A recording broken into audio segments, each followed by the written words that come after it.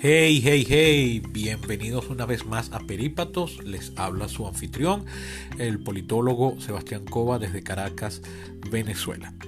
Este capítulo que escucharán, a continuación, que como ven en el título está dedicado a la guerra en Ucrania, fue el ganador de una pequeña encuesta que hice en mis redes sociales porque no sabía cuál capítulo hacer. Tenía dos temas que me parecían que eran bastante pertinentes para grabar hoy día lunes, que era, como ven ya, la guerra en Ucrania, y el otro era las elecciones legislativas en los Estados Unidos. Este año hay elecciones, lo que llaman elecciones de mitad de mandato, midterms election. Cada 2 años hay elecciones federales legislativas para renovar la totalidad de la Cámara de Representantes y para renovar 1/3 del Senado. Esa elección será en menos de un mes. Hoy estoy grabando esto lunes 10 de octubre. Las elecciones serán el martes 8 de noviembre. Pero entonces, bueno, ese capítulo lo dejaré para la semana que viene y ahora hablaremos de Ucrania. Sin más preámbulos, paso al análisis.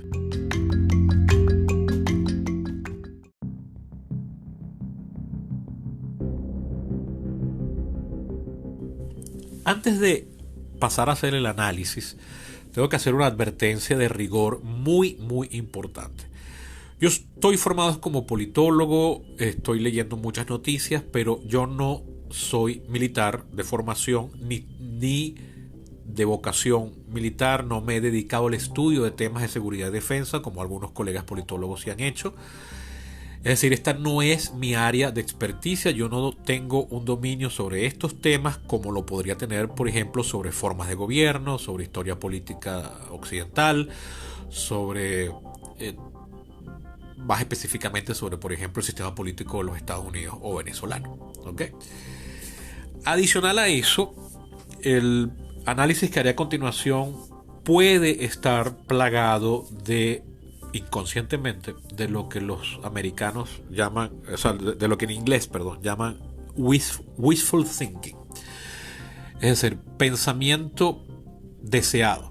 Es decir, que yo estoy razonando cosas que en realidad son racionalizaciones. Es decir, yo quisiera que pasara esto y entonces estoy moviendo mi análisis hacia ver cómo eso podría ser posible. Yo creo que no, pero yo soy susceptible de estar padeciendo eso, ¿ok? Entonces lo advierto o lo reconozco de entrada. Hechas todas estas advertencias, creo que hay fuertes, y lo explicaré más adelante, hay fuertes evidencias que podrían apoyar lo que yo voy a sostener a continuación. Que es que, bueno, como bien saben, la guerra en Ucrania ha entrado desde hace poco, más o menos 3 semanas, en una nueva fase, porque las Fuerzas Armadas ucranianas pasaron de la defensa a la ofensa, tomando la iniciativa, buscando recuperar los territorios conquistados por Rusia desde el 24 de febrero, cuando inició la invasión militar. Cuando yo veo en un mapa los avances ucranianos, parecen ser pequeños en comparación con la cantidad de territorio que Rusia había logrado controlar desde que inició la operación. Sin embargo, no tiene que ser medido, esto es algo que entiendo con mi poca formación militar, no debe ser medido desde el punto de vista volumétrico o extensivo los éxitos de una operación militar. Es decir, no se deben medir en cuanto a cantidad de territorio, si en cambio el territorio conquistado tiene una importancia estratégica capital. Por ejemplo, uno podría capturar un pueblo de apenas 10.000 habitantes, pero si está en una posición clave en el medio de una confluencia fluvial, donde hay varios puentes que comunican o atraviesan diferentes ríos, que comunican, por ejemplo, una zona industrial con una zona agraria, pues entonces ese pueblo es de vital importancia, porque está en el medio de este cruce de caminos. O, por ejemplo, también una ciudad con mucha población al comienzo de una zona conquistada, pues entonces le va a dar muchísima importancia a dicha conquista, porque estás liberando o conquistando grandes cantidades de personas y, bueno, si es una ciudad grande, entonces asumimos que ahí hay mucho empleo, hay muchas fuentes de empleo, por tanto hay un considerable número de industrias, ¿no? Entonces, bueno, pese a que cuando uno ve el mapa pareciera que los territorios pintados en azul, como los avances de las fuerzas ucranianas, digo azul porque en todos los mapas que he visto los avances ucranianos han sido pintados en azul, no sé por qué, parecen pocos, muchos, todos los expertos que he escuchado, leído y visto aseguran que los avances ucranianos son impresionantes, que nadie imaginaba que iban a avanzar tan rápido, o lo que es lo mismo, ha sido muy sorpresivo la poca resistencia rusa, cómo han abandonado territorio de forma acelerada, cómo han dejado atrás maquinaria de guerra importantísima, incluso tanques de nueva generación que los occidentales no tenían ni idea de qué tipo de tecnología tenían, han caído en manos ucranianas y por tanto podríamos pensar que están ahora a disposición de las fuerzas de inteligencia occidentales, porque la huida de las tropas rusas ha sido tan acelerada que ni siquiera han logrado tomar la precaución de eliminar, o sea, de reventar, hacer estallar los propios elementos de artillería o de blindados que han tenido que dejar en el terreno. Graves para el punto de vista ruso. Por supuesto, han comenzado las críticas dentro de Rusia. Rusia respondió a estos retrocesos con la... ¿cómo diríamos? No es una declaración de guerra, porque formalmente Rusia no está en guerra, según ellos están haciendo una operación militar especial, sino un llamamiento a las reservas y han comenzado la conscripción masiva. Para que se den una idea, Rusia no hacía conscripción desde 1945, cuando terminó la Segunda Guerra Mundial. Todos los demás conflictos militares en los que se involucró Rusia, de los cuales el único abierto fue la guerra de Afganistán entre 1978 y 1988, fueron peleados con las fuerzas militares formales. O sea, no hubo necesidad de reclutar mediante conscripciones masivas. Sin embargo, ahora se han visto montones de operaciones de conscripción, de llamamientos a la conscripción, sobre todo en territorios rusos poblados por minorías étnicas, que han respondido muy mal al llamado a las armas, incluso llegando a quemar con bombas molotov las oficinas de reclutamiento. Han comenzado también algunos disturbios en las grandes ciudades rusas de manifestaciones en contra, todavía son minoritarias, pero ya cada vez más vocales y atrevidas, y también ha comenzado a haber un quiebre público crítico contra Putin, pero desde los sectores más radicales pro guerra. Es decir, la línea dura quiere ser más putinista que Putin, vamos a decirlo así. Y entre estos podemos mencionar, por ejemplo, tengo que ponerme los lentes porque estos nombres no los puedo memorizar y ya no veo sin lentes. Yevgeny Prigozhin, el famoso líder del grupo Wagner, la famosa fuerza de mercenarios al servicio del Kremlin. Ramzan Kadyrov, el famoso líder de Chechenia, que está acusado de crímenes de guerra y se le considera enormemente cruel. Y en respuesta, el gobierno de Putin ha nombrado un nuevo jefe militar en Ucrania, al general Sergei Surovikin, quien también está acusado de crímenes de guerra, por cierto, por las organizaciones de derechos humanos, tanto rusas como internacionales. Este militar de línea dura de apenas 56 años es veterano de la guerra de Afganistán, por cierto, donde debe haber luchado con apenas 18 años de edad, y apoyó el golpe de estado anti-Gorbachev del año 91, de agosto del año 91, cuando ese golpe fue hace 31 años, o sea, tendría apenas unos 25 años de edad, o sea, sería un oficial de recién graduado, sería el equivalente a un subteniente en la escala venezolana. Pues bien, o sea, la línea más dura está acusando a Putin de no ser tan duros como ellos quisieran que fuese. Por supuesto, los que están en contra de la guerra no se han expresado todavía, pero yo sospecho que van a ser cada vez más escuchados. Y este es parte del análisis que les decía que tenía algo de wishful thinking. ¿Por qué lo digo?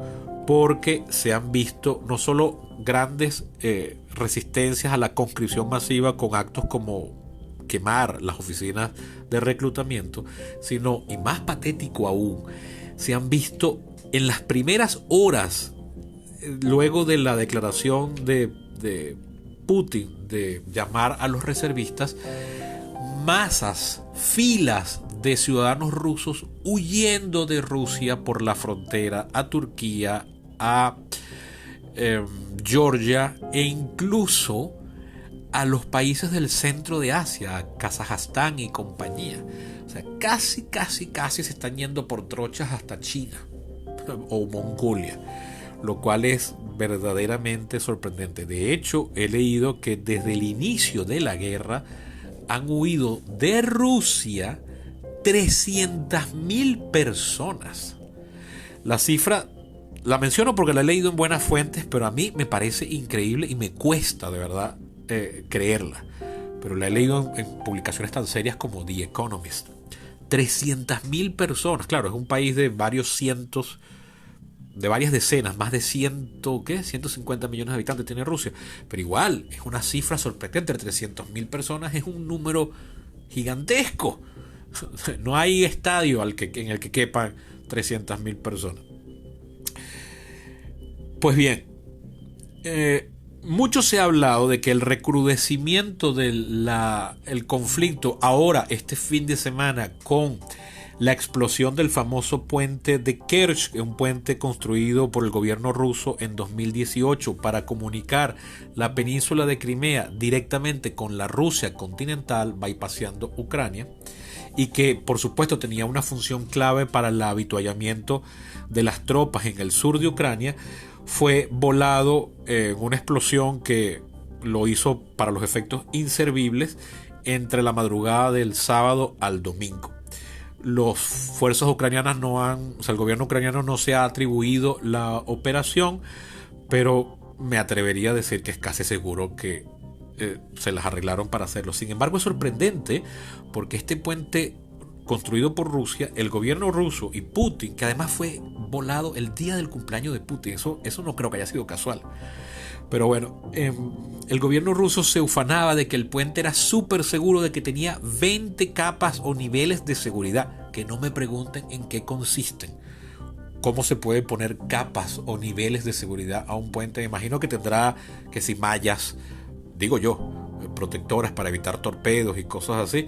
No sé, nadie sabe cómo fue destruido. Yo he visto varios videos. En algunos de estos videos pareciera ver algunas estelas en el agua que está inmediata y directamente debajo del puente, por lo que algunos piensan que puede haber sido un bote bomba. Se habló de misiles. Yo no veo ninguna estela de misil en los videos que he visto. Algunos hablan de un camión bomba. Si fue un camión bomba me parece sorprendente, porque Crimea está siendo ocupada por Rusia desde marzo del 14. O sea, que haya efectivos de inteligencia ucranianos en Crimea habría que echarle bolas. Sería más arreglo todavía. Yo creo que a Rusia no le conviene incluso que haya sido con un camión bomba, porque entonces eso, a mí, en mi ignorancia, yo lo considero incluso hasta más humillante que si fue un bote.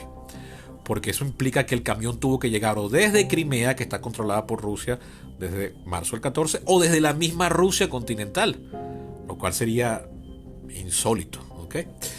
Pues bien, por supuesto, en la mañana de hoy, lunes, se han dado varios bombardeos de la ciudad capital de Kiev, que no había sido bombardeada en meses.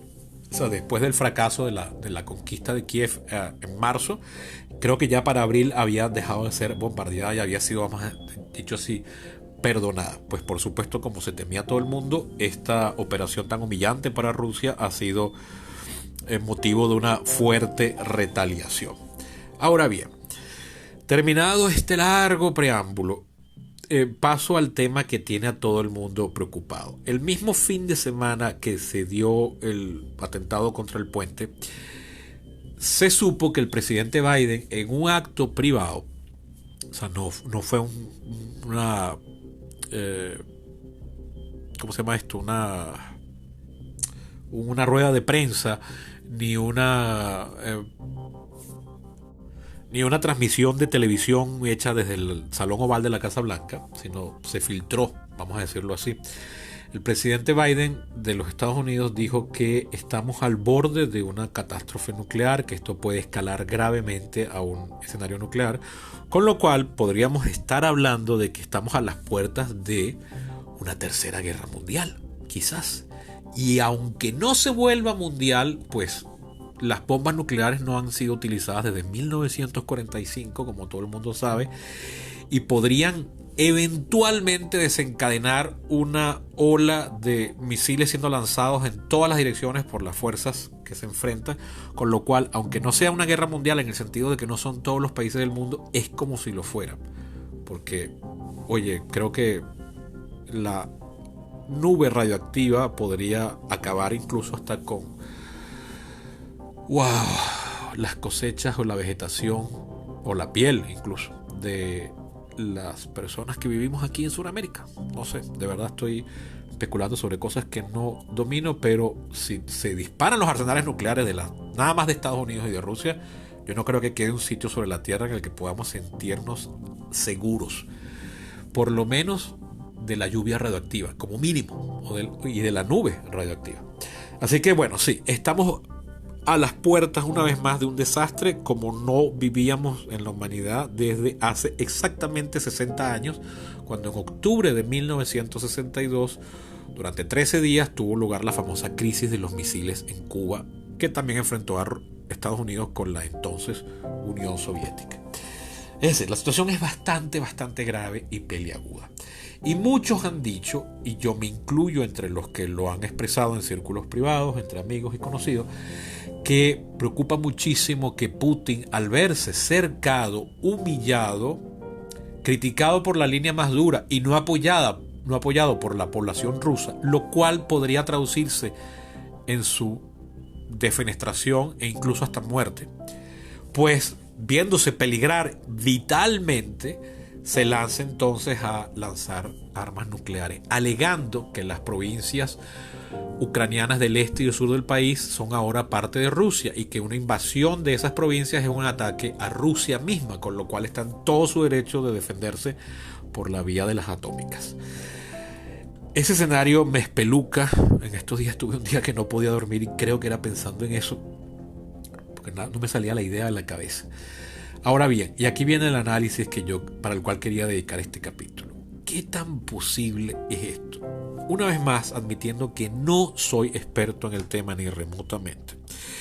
Analizando las señales que he visto y que he mencionado en este capítulo, la fuerte protesta en Rusia contra el reclutamiento, la huida de ciudadanos rusos que no quieren ser reclutados, el quiebre en la población, cada vez más voces críticas a favor y en contra de la guerra, o sea, a favor desde una línea más dura, que prácticamente son los que quieren lanzar las bombas atómicas ya, y en contra ya cada vez más y más personas atreviéndose a manifestar, todavía minoritarias, pero atreviéndose a manifestar en contra. Soy de la opinión, y énfasis en la palabra opinión, que si eventualmente se girase la orden de lanzar armas nucleares, eso no es un botón en el despacho de Putin, ni en el de la Casa Blanca tampoco, ni en el 10 Downing Street de Londres, ni en el de ninguno de los 10 países que tienen armas nucleares en el planeta. Bueno, oficialmente 9. Hay toda una cadena de mando y procesos, no solo del punto de vista administrativo, militar administrativo, sino desde el punto de vista técnico. Es decir, para que un misil pueda ser lanzado, el misil tiene que ser habilitado. Tiene que cumplirse una serie de pasos técnicos para que la orden pueda ser cumplida desde el punto de vista físico. O sea, no basta que Putin comience a gritar en televisión y a darle un botón desde el Kremlin. diciendo que sí, que vamos a lanzarlo, que lo van a lanzar, tiene que cumplirse unos pasos, los misiles tienen que ser habilitados, colocados, tienen que ser apuntados y tienen que seguirse una serie de pasos. Cuando uno estudia la Guerra Fría, que aconteció en el siglo XX entre 1947 y 1990, entre la Unión Soviética y los Estados Unidos, o las fuerzas de la OTAN y las fuerzas del Pacto de Varsovia, uno descubre con asombro algo que uno no supo en su momento y solo se ha sabido después de la declasificación de documentos a partir de los años 90. Y es que en varios puntos entre los años 50 y 80 estuvimos al borde de una guerra nuclear, porque a varios puestos donde hay armas nucleares, ya puestos en tierra, submarinos o aviones, les llegó la orden de lanzar un misil, tanto en los Estados Unidos como en Rusia. Tal y cual como en la famosa película de Stanley Kubrick, Doctor Strangelove, del año 1964, que a su vez está adaptando una novela. La película es de comedia, la novela no. La novela es un drama serio. De hecho, al autor de la novela, que me disculpan que no recuerdo ahorita el nombre, le molestó que Stanley Kubrick convirtió su novela en comedia. Pero aún así también la comedia de Stanley Kubrick es peluca. Para algunos es la mejor película de Stanley Kubrick, cosa que para mí sería discutible, pero definitivamente es de mis favoritas, del año 64. Doctor Strangelove, or How I Learned to Stop Worrying and Love the Bomb, o Cómo dejé de preocuparme y comencé a amar la bomba. Esa película, para quienes no la han visto, le cuento que es que a todos los aviones que tienen cargas nucleares en los Estados Unidos les llega la misteriosa orden de dirigirse a sus objetivos en Rusia para lanzar un ataque nuclear. Entonces es todo el desespero del gobierno de los Estados Unidos cuando lo descubre para tratar de detener a estos aviones. Primero para saber por qué les llegó dicha orden y luego cómo hacer para detenerlos. Bueno, resulta que entre los años 50 y 80, en los dos bandos, situaciones parecidas a las de esta película sucedieron en repetidas oportunidades. Y sin embargo, estamos todavía vivos y no escaló a mayores, porque las personas que tenían que físicamente disparar dichas armas dudaron y dijeron, ¿de verdad esto es así? O incluso sabotearon la operación hasta que llegase una contraorden, tanto en el bando soviético como en el bando americano. Soy de la opinión que si llegase Putin y su bando de más extrema línea dura a considerar el lanzamiento de bombas nucleares, no solo habría resistencia a la orden, incluso podría haber sabotaje, y me atrevería a decir que posiblemente a Putin le hagan un golpe militar y lo depongan, porque lo consideran ya totalmente peligroso, los mismos rusos. Yo no hubiese creído esto en febrero. De hecho, yo pensé agregar esto en alguna vez en los dos capítulos que hice en febrero y marzo sobre la guerra en Ucrania, y al final no lo hice. Pero visto primero el fracaso básicamente de la operación rusa de conquistar Ucrania y de deponer al gobierno ucraniano e instaurar un gobierno títere, luego de lo difícil que fue la conquista de algunos territorios como la ciudad de Mariupol, y al final la poca resistencia que han ofrecido al avance de las fuerzas ucranianas, y ahora incluso la huida masiva de ciudadanos rusos para evitar ser reclutados, y las manifiestas opiniones en contra de lo que está de cómo está llevando el conflicto el gobierno ruso, yo sí creo posible ahora que haya un quiebre revolucionario en Rusia, y que eventualmente Putin sea depuesto, con lo cual no creo que sobreviva, pues. No me agrada decir estas cosas, pero ahora como analista sí lo veo posible y bastante probable en caso de que Putin llegue al extremo del uso de armas nucleares. De hecho, yo creo que Putin es consciente de esto, y que entonces ahora está teniendo que hacer un fino juego de balance entre las fuerzas más extremistas y los sectores más moderados de su propia coalición de gobierno y de su propia fuerza pro invasión, porque sabe que se la está jugando él incluso físicamente.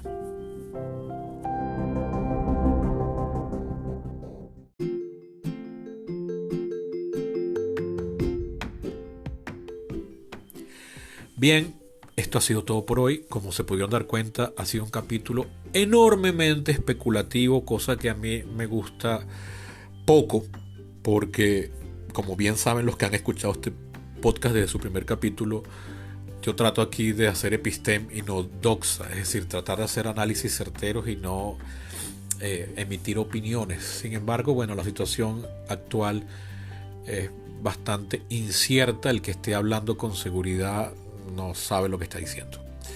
Sin embargo, yo admito también que me la estoy jugando, porque yo no he visto, ni oído, ni leído decir lo que yo dije aquí hoy a casi nadie. De hecho, no recuerdo ahorita que nadie haya dicho lo que estoy diciendo aquí. Lo de que podría haber un quiebre en el mando militar. Lo del golpe sí, muy sutilmente lo he leído un par de veces. Pero lo de que incluso la fuerza militar se resista al uso de las armas atómicas, como pasó en estos diferentes eventos de la Guerra Fría, eso sí no se lo he leído ni escuchado a nadie. Entonces aquí sí sería un aporte propio.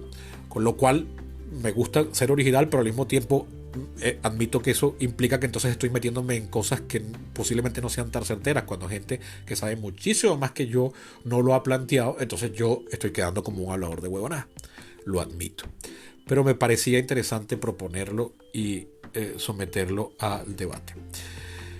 Esto ha sido todo por hoy. Pueden ayudar este podcast siendo mecenas, yendo a mi perfil en Patreon, se escribe patreon.com/peripatos, o también haciéndole llegar este capítulo o cualquiera del podcast a toda aquella persona que creen que le pueda interesar y gustar. Eso ha sido todo por hoy. Hasta la próxima.